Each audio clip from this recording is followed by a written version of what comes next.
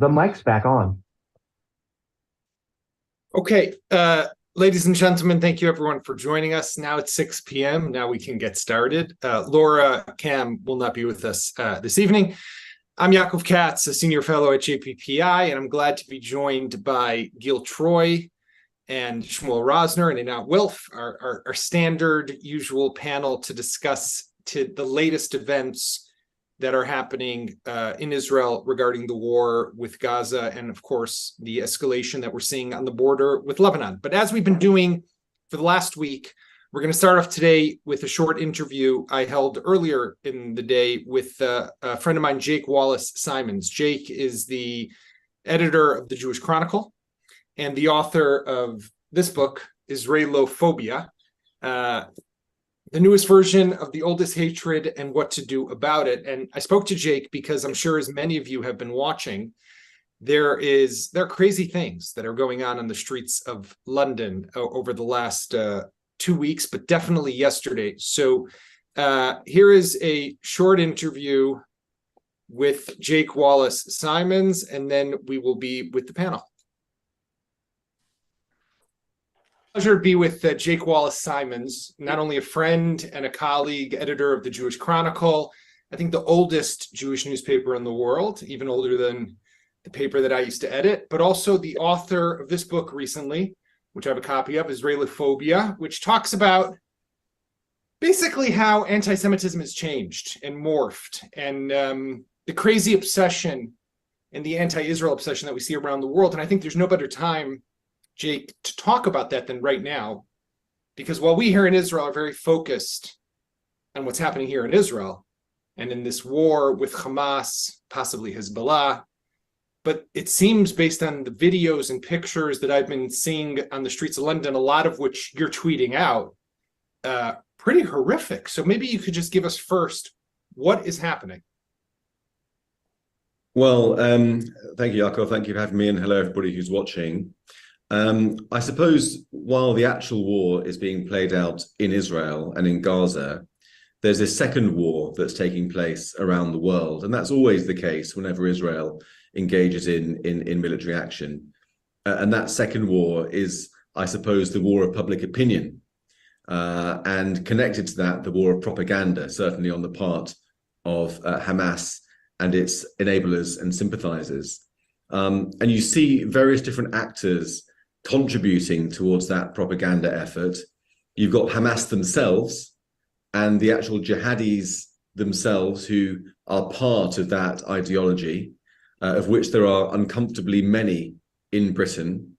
I wrote a piece, I wrote a piece for The Spectator in 2021 about how London was the funding hub of Europe for Hamas. Yeah. Various different interlinking charities and NGOs funneling money through to Hamas. And we've seen that propaganda coming out, but also there's various other layers of people who have sympathies for Hamas, generally support the Palestinians to the extent that they turn a blind eye to Hamas, maybe start to think that, okay, I wouldn't agree with what Hamas have done, but there are two sides to the story. Maybe they were driven to it by the occupation, by Israeli brutality, and then the kind of vague sense of people, particularly on the left in Britain, where they tend to think, okay, well, the Israelis are pretty bad too, so one side is as bad as the other, and let's go on the march because that's how I feel. I feel like the Palestinians are oppressed. And all of that spectrum of opinion was galvanized onto the streets yesterday. This wasn't the first protest that's been in favor of the Palestinians since the war broke out. In fact, people were taking to the streets and tweeting their support for the Palestinians almost before the blood was dry in southern Israel. But the one over the weekend yesterday was extremely large. There was 100,000 people on the streets of London. There was a lot of expression of hate, of jihadi. Was that an ISIS flag I saw in one of the pictures? It was, there's some sort of hair splitting that goes on with regard to the exact nature of the flag coming from the Metropolitan Police in London. Mm-hmm. It wasn't the ISIS flag that we're familiar with that round white circle and the kind of crude lettering above and below. It was more, I think it was the Shahada on a black background in white, which, so far as I understand it, has been used by Al Qaeda a bit more, but it's a bit more general. So then it's okay. The guy who was waving it right. was expressing hatred for Jews, and that was and just the chanting of jihad and signs that say we need to get rid of Israel, pretty much, with graphics or cartoons. But so I'm wondering, as a prominent Jew and a prominent defender of Israel in the UK, is there a personal concern? We saw no one knows what happened exactly in Detroit, right? Obviously, with that murder of the Shul president. We know that I don't want to place blame, but we know there is a large Arab Muslim community in that area. I'm sure police are looking into it, as well as FBI, and hopefully they'll get their hands on whoever that was. But I'm wondering, from your perspective, is this something that you are thinking about? Well, from a personal perspective, I've received a lot of online hate, but that's by comparison to the experiences that you guys are having in Israel. That's negligible. It's nothing. And I'm not seeking to exaggerate that at all, but it's been quite a lot on the scale of things. In fact, when my book, you mentioned Israelophobia, when I announced that book some 6 months ago, that just the title was enough to prompt waves of hate. And since the war has happened, and I've been trying to fight in the way that I know, which is with my words and my ability to speak on TV, on Twitter, it's ramped up. There has been a bit of an online campaign against me, people accusing me of being a liar, and they even set up a Wikipedia page in my name, which has nothing really other than the fact that I have apparently extremist views. So that's happening. But in terms of my personal safety, I mean, look, I used to be a foreign correspondent reporting from hotspots around the world, and I know that the only way to do it is just to carry on and assess things cool-headedly and not get in too much of a panic. And that's what I'm doing now. I haven't had any direct death threats or anything like that. I'm just carrying on. But I know that the Jewish community as a whole, people are beginning to panic and are very worried, particularly when kids go to school, they see police officers outside the school. They're thinking to themselves, what's going to happen to me that I need so many police outside? So there is a bit of a sense of panic spreading through the community. So, I mean, a lot of your own personal reporting, but, before the Chronicle, but also at the Chronicle, has been a lot about the sourcing of these terrorist groups, the funding of these terrorist groups, their activity within Britain. You recently had a piece about the threats that Iran might pose to Jewish communities around the world. And I'm just curious, so we know anyone who's come to London in the last, 20, 30 years knows that there is a very large Muslim Arab community in the city and other parts of Britain. But who are these people? Where is this coming from? Who is fostering and funding and stoking the flames that these people are coming out for? Well, we have a Muslim population in this country of about 4 million people. I would say that probably the majority harbor what I would call Israelophobic views, anti-Semitism in different forms. Yes. Not all of them. I want to stress that, because to my mind, I've spoken to a lot of people in the Jewish community who are beginning to think all Muslims are our enemies. And I think that's a dangerous route to go down, because we need the good people on our side. But where they came from, I mean, immigration over the last few decades has been extremely high and rising. In the past, that has come really from our empire that we had in the last century. And as the phrase goes, they're here because we were there. But immigration has been spiking in the past, ever since the Blair years in the late 90s and early 2000s. And it's now net migration into Britain is about more than 600,000 a year, which is the size of Bristol or Glasgow, new arrivals coming into Britain. And many Muslim people come in via those routes. And we do have a recognized problem in Britain with the doctrine of multiculturalism, which is a Blair era doctrine. And the idea was that different communities could be separate, not integrating, but still unified in some kind of British identity. And that has really been disproven. Although we do have integration in many cases, we do also have pockets of areas, not just in London, but around the world in the north, around the country in the north particularly, where Muslim communities and others don't really integrate, don't have much to do with the outside world. And so those sorts of bigotries that are brought over wholesale from the Middle East don't really have a chance to develop into and sort of soften and develop into more British values. And we've seen that really venomously on the streets over the past couple of days, enabled by the useful idiots on the left who are joining their ranks, because somehow we've reached a point in 2023 where the more progressive you are, the more likely you are to defend jihadism. Yeah, I mean, you see that also on college campuses. What's happening in the United States is just crazy. But what I found also interesting, and I guess it's also comparable to an extent to the U.S., is that James Cleverly, your foreign secretary, was over here in Israel right away, pretty much after this conflict began. And you and I had seen him speak at the Conservative Friends for Israel event on the sidelines of the Conservative Party. Also there, he spoke very strongly. So he was here right away. Rishi Sunak, your prime minister, comes. Cleverly, the day after there was the hospital blast, initially, right, the whole world's blaming Israel. Israel comes out with its evidence. And he said, I think even before Biden landed here and pretty much confirmed what Israel had said, he already put out a statement saying, we don't know that this is Israel. We have to wait. We have to look into it. So he was already, it was important, right? So we've seen a very strong stand by the government, but you have that on the one hand, and then what's playing out on the streets on the other. Exactly. I mean, I think there is a separation between the political classes and the sensible people and everybody else, mass public opinion. Polling has shown over the last week that about 21% of the public would back Israel in this situation. About 17% are pro-Palestinian, so it's roughly evenly split, and the rest either don't know or support both. But if you look at it in terms of the different political parties, those who support the Conservatives support Israel by about 30% and about, I think, 11% for the Palestinians. And it's the mirror image on the left. So those who support Labour support the Palestinians by about 30% and Israel by about 9%. And those saying that a similar picture is represented in young people between 18 and 24. They have a similar sort of sympathies with on the left with Labour.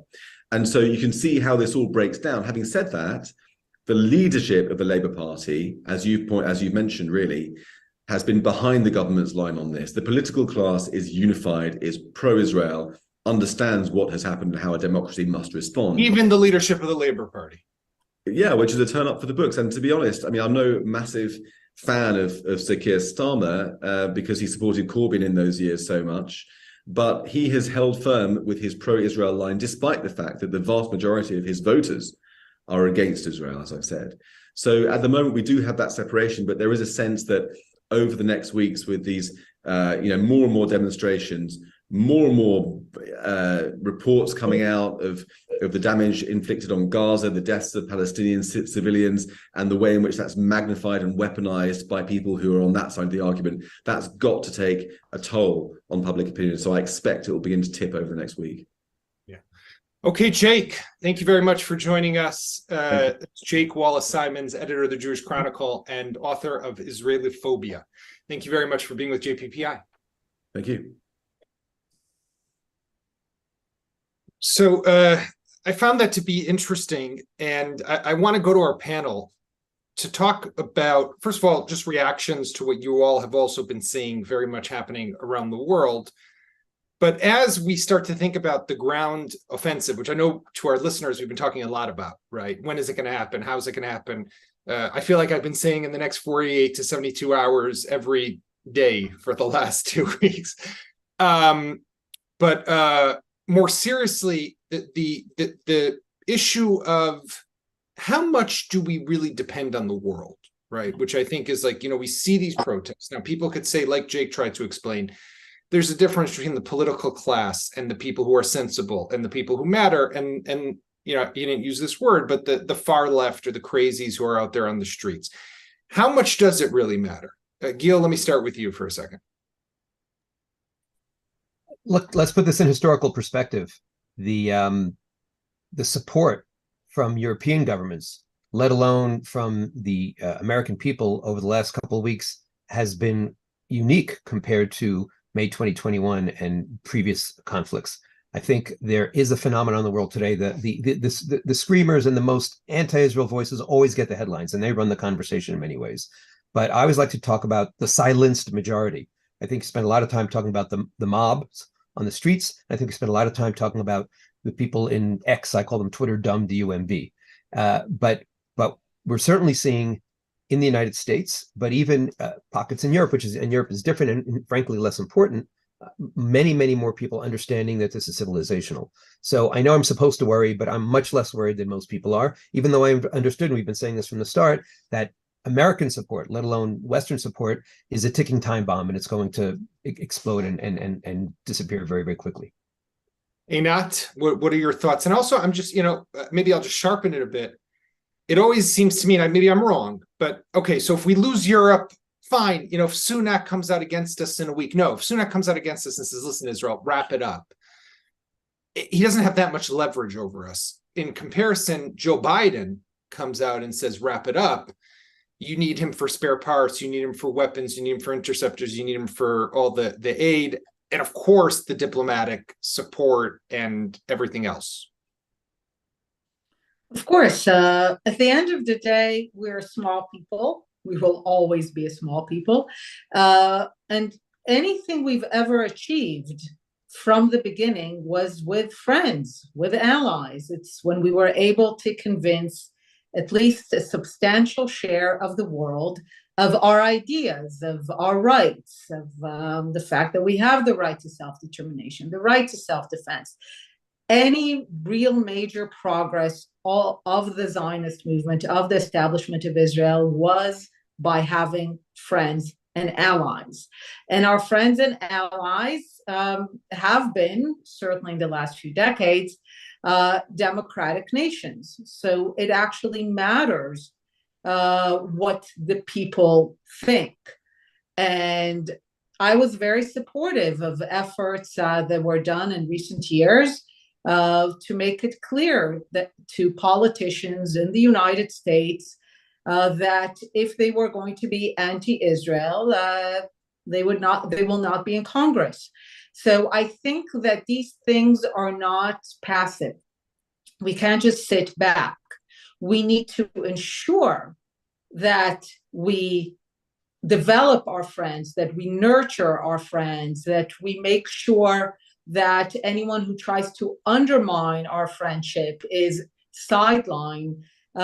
This is what we've had from Herzl to Weizmann to Abba Eban. At least for many decades, we knew that we need to send our absolute best people to the world to ensure that we have allies. And that is not a place that we can ever afford to neglect. Right. Shmuel, I mean, with a little insight kind of to the political thinking, how much of this is what might be holding back Israel right now from escalating in what everyone had expected to already see would have been a ground offensive in Gaza?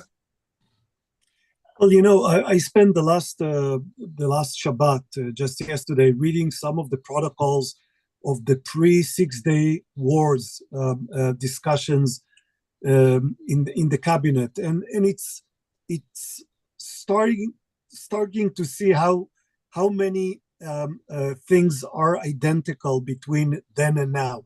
You have the tension between the military and the political leaders. The military wants to attack the political leaders, telling the military that there's still time and that there are other considerations that must be taken into account. And you also have the whole thing with Israel and the Americans. The back and forth. Einat mentioned Abba Eban. He goes back and forth from between Washington and Jerusalem, bringing messages, not all of which are very clear. Do we have a green light? Don't we have a green light? When the Americans are saying that Israel will not be alone if it does not act alone, does this mean that we cannot yet act, or do we, or can we do what we need to do and America will then support us? All these things require a very delicate balancing act. But by and large, I think it is clear at least to the Americans at this point, that Israel must win this war. Secretary of State Anthony Blinken appeared just a few hours ago on American television, reiterating the support of the Americans in the stated goal that Israel put forward, namely to get rid of Hamas rule in Gaza.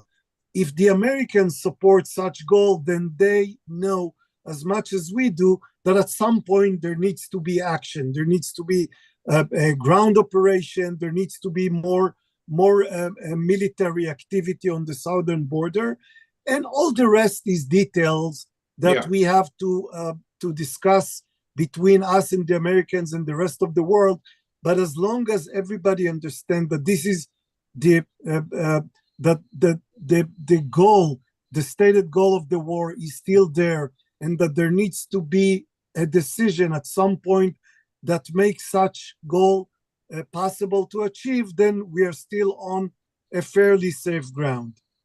So I want to go a bit deeper into the political issue today, because I think it's something that's important. I want to piggyback on some of the comments that were made right before we went live before, but really kind of zoom in for 1 second on the big question. Yair Lapid on Friday, I think it was, put out a long Twitter thread or X thread, where he said, explaining why he did not join the coalition as of now. And basically, if I sum it up, it was, I've sat in cabinets. I know how cabinets operate. There are not defined roles inside this government. And as a result, everything is a balagan, everything is chaotic, and things are just not getting done. And therefore, Benny Gantz and Gadi Eisenkot, I don't remember if he said it exactly, but they made a mistake going in this way, and their ability to really impact and change the direction or what government ministries are meant to be doing is not being the right way. And I think that everyone who's probably on this and who's watching us knows that something was not working, at least for the first 2 weeks, right? The amount of donations that Israel required, the amount of supplies and equipment that Israelis needed, the amount of independent Hasbara activities that were being done by people showed that the government mechanism was not functioning. Now, there's always going to be problems at times of war, and we'll have to look back at some point here. But my question really, and Einat, I'll start with you first, because you were talking about this bit before. Did Gantz and Eisenkot make a mistake? And or is it Lapid who's making the mistake by not coming in? So I don't think they specifically made a mistake, and I understand their motivation. Their motivation, and I think also in many ways it's the American motivation, is what I call the babysitter. I think their sense was, correctly, that this government cannot be trusted with anything going forward. That this is a government of mediocrities, of people who are all the wrong people in all the wrong jobs, people with messianic Armageddon ideas in part, and most basically, people who don't have a moral mandate. Like, you go one by one, no one has their children in the line of fire, and you cannot have a government going to what might be the most decisive situation in war in Israel's history since the War of Independence, and they don't have skin in the game. There is nothing that they are risking. It means that they are deprived of a moral mandate. So the combination of utter incompetence and the lack of a moral mandate, I think, led Eisenkot and Gantz to say, we're actually not going to deal with any questions, and even if it's a balagan, and even if the cabinet doesn't work, we just have to be there. Like, but do you see their, watching them over the last week, do you see their influence on processes, on issues?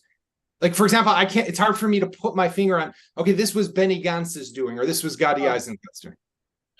No, in that sense, those are the kind of things that maybe we'll learn a decade or 2 decades from now, like what they were. But at this point, I think their only role is to be there to ensure that nothing more terrible happens. Right. I don't think their role is to ensure that something good happens. I mean, Lapid basically had a vision of how things should be. Gantz and Eisenkot basically said, at this point, we just have to make sure that it's not worse. We need to make sure that those people do not have their hand on the wheel, and that if they have their hand on the wheel, at the minimum, that our hand will be on the wheel too. So right. I think this is their vision, and I can't say that it was a mistake. But Shmuel, let me go back to you for a moment. I mean, these guys are making political calculations also all throughout this whole thing, right? Gantz and Eisenkot, Netanyahu as well. Everybody's, there's a lot of posturing, there's a lot of, positioning and messaging, and however the war goes, how is this going to work in the day after, right? But Gantz and Eisenkot must be aware that they could end up paying a big political price for all this. That's true. Look, we just conducted, and I hope our bosses will not be furious with me for saying this, because it was not yet revealed and we didn't yet publish the numbers. But we at JPPI conducted a vast study, survey of Israelis in the last week. And I can tell you that, going to war when trust in the government is as low as we see in this survey, that's a disturbing situation. So if you think about the considerations that both Gantz and Eisenkot and others must make as they think about the way forward, it's true that we must assume that all politicians always think about politics in addition to other things. Then again, Israel is at war, and we do hope that our politicians, as cynical as they might be, also think about the better of the nation. And the current government and the current leaders do not enjoy much. Well, they're supported in the sense that everybody wants Israel to win the war, but they don't have the trust of the people. And hence, for the government to be a wider government with more people coming from both sides of the aisle, so to speak, might help in some way for the people to feel somewhat more comfortable when difficult days are coming. It's clear that when Israel begins the ground operation, and there are going to be obstacles and difficulties, and people are likely to die, and it's important that this government projects something that is different than just political considerations, and hopefully they'll get over this instinctive tendency to always think about the day after and try to focus on what we have at hand. What I found to be very interesting, by the way, is I feel like it's complicated to write, for example, about the need for certain people to pay a price, a personal political price for what they did and the mistakes that got us here and the failures, because we're in the middle of a war. What I found to be very interesting was that in the Friday newspapers, which is like our Sunday papers here in Israel, the big columnists were all over that, right? From Nahum Barnea to Ben Kaspi to Yossi Berter, like Amit Seg, all of them. There might be a war. Yeah, people might be dying. Yeah, there's fighting, but this they're already jumping to the end, right? That might have to do with the Israeli lack of patience to be able to let's first fight, and then what's the famous thing in Hebrew when the cannons are roaring?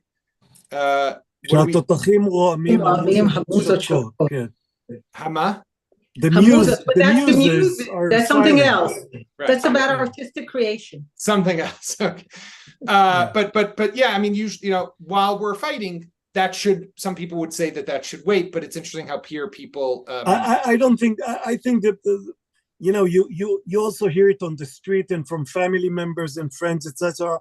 People are mixing the security situation with the political situation, and find it very difficult to separate the two at this moment. And I also must say, I read some of the columnists over the weekend, and I'm also familiar with the background polling that is conducted in Israel. It'll be very, very surprising to see at the end of the war, and I hope the end will be coming soon and will be a positive end from Israel's viewpoint. I find it very difficult to believe that the current political leadership is going to survive this round intact. Okay, Gil, happy for you to say something about Israeli politics, but I also want to ask you about U.S. politics, because that seems to be a mess as well, right? Biden has gave the speech at the end of last week promising, what, $100 and something billion, Ukraine, Israel. We need a lot of that, right, to replenish and to buy and interceptors and all that, but they don't have a Speaker of the House. That's not working, right? Thursday, Friday, again, failing. Is Israel possibly the glue that will bring the House of Representatives together? So first, let's go back to Israeli politics. I think it is interesting to see, first of all, that most polls are showing that many Likudnikim have soured on Bibi, and that Gantz is getting a lot of support. Now that can change. But what I think is particularly interesting as a historian, I agree with that we'll only know what they actually did, what they actually contributed years later. But I'm always fascinated by the bells that didn't ring. And among the bells that are no longer ringing, or the cows that are no longer bleeding, we're not hearing so much from Ben Gvir. We're not hearing so much from Smotrich. Creating this security cabinet did two really important things. One is it created a new cast of characters at the center and at the center of the narrative about politics today in Israel. And second, it froze the judicial reform, any conversation about ultra-Orthodox draft exemptions. And that to me is so important, because we've got to focus on one thing, which is winning the war. I keep on saying to my American friends, look at what happened in Israel. Look at all the division. Look at all the ugliness. And while there are many, many factors that contributed to October 7th, and we know that Hamas had been planning this for 2 years, so we shouldn't just focus on the previous 9 months, can't we learn that when a democracy spends so much time thinking about the short term, thinking about personalities, and not thinking big picture, and not thinking patriotically, it can lead to disaster?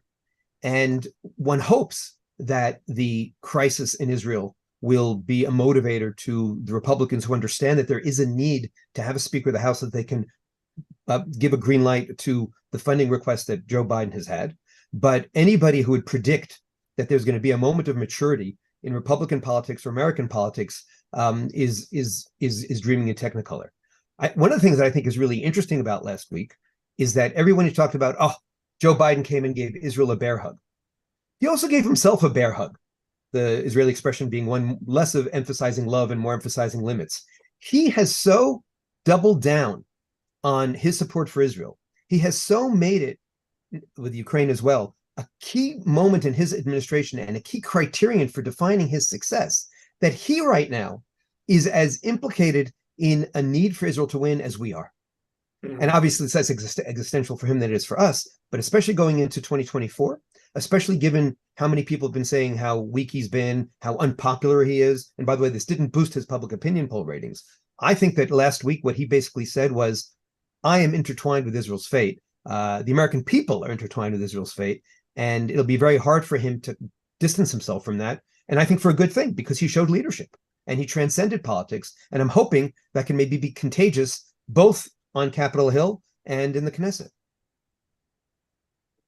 A lot going on in as we just enter, I think it's day 15 of as we wrap up day 15 of this war, and a lot ahead in this week ahead. I think will be a very decisive week, as Israel has to make a decision of what it's going to do with the troops. Are they going to be sent in? How exactly, and what will happen in the north, where we should expect that the moment troops do go into Gaza, that will lead to a potential escalation. And we saw today Israel evacuating 14 communities along the border, another 14 along the border with Lebanon. So there's a lot to talk about as the week proceeds. I want to thank Jake Wallace Simons for joining us in the beginning, Gil Troy, Einat Wilf, Shmuel Rosner. And as always, we hope for a peaceful evening. Thank you all. Amen.